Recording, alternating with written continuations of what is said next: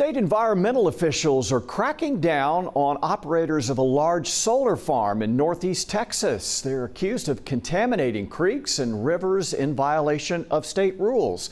Now, we featured the solar company in a special report last year, and now neighboring landowners who oppose the project are saying, "We told you so."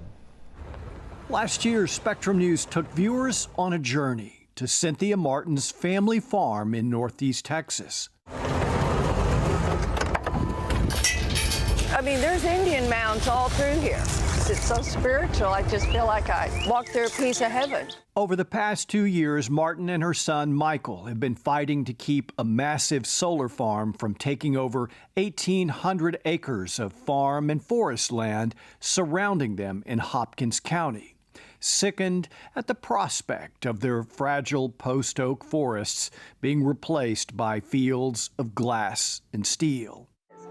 Everybody matters. Today, 1 year later, Martin and her son may have won the battle to save their land, but they have lost the war. NG has gone in and cleared every single tree that's not within a protected area. Pickens took me on a tour of the family farm through the thicket of oak trees. You see all this here? Across the forest floor to the property fence line where the devastation first appears. It used to be a gorgeous forest with wetlands, so that's what we're going to have next to our gorgeous forest is an industrial solar power plant complex. And the complex is starting to grow. First, the clearing of the land and forest, then the driving of the metal posts into the soil. How long did that go on?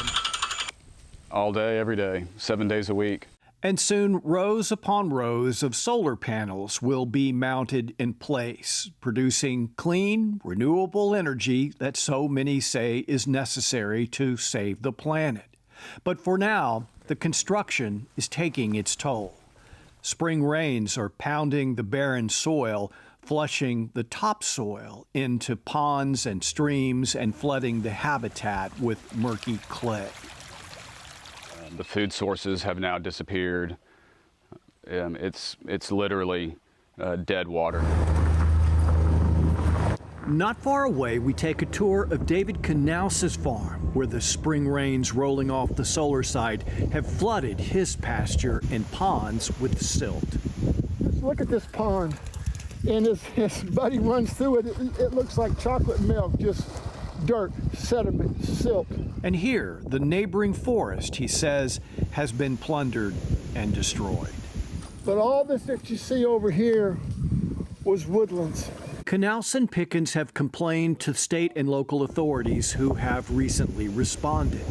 The Texas Commission on Environmental Quality has issued a notice of violation to the contractor for failure to prevent discharge sediment from migrating downstream. And the Sulphur River Basin Authority has issued a resolution condemning what it calls the damaging effects of the significant degradation of neighboring floodplains and wetlands. As we make our way to the fence line, we encounter solar farm workers whose previous efforts to stop the runoff appear less than effective. You do realize all my creeks and streams are contaminated. It used to be crystal clear water, and now it looks like this. Brown. Oh, yeah. The developer, NG North America, acknowledges its stormwater runoff issues and told Spectrum News, quote, "We take all issues raised seriously and want to evaluate and address them promptly, regardless of the source of the complaint." Those corrections have been or are being implemented within the time provided by the TCEQ. NG, however, rejects the criticisms of the Sulphur River Basin Authority, saying, "We feel the statements made in their resolution were unfounded." NG says most of the solar farm properties were only cow pastures, so the environmental damage will be minimal and the solar farms will be reseeded with wildflowers and native grasses.